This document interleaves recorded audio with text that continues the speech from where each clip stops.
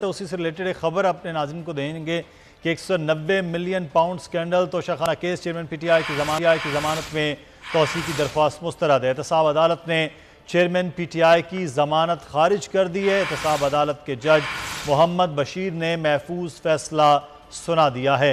190 million pound scandal Toshakhana case chairman PTI की जमानत में तौसी की दरख्वास्त को मुस्तरद कर दिया गया है। एहतशाम अली अब्बासी हमारे नुमाइंदे इस वक्त हमारे साथ हैं। जी एहतशाम, चेयरमैन पीटीआई तो ऑलरेडी गिरफ्तार हैं और उनकी दरख्वास्त जमानत जो है तौसी में उसको भी मुस्तरद किया गया है। मजीद क्या अपडेट्स हैं? जी बिल्कुल, एहतसाब अदालत चेयरमैन पीटीआई एक और मुश्किल में फंस के अलकादर ट्रस्ट केस और तोशाखाना नैब केस में भी चेयरमैन पीटीआई की जमानतें खारिज कर दी गई हैं।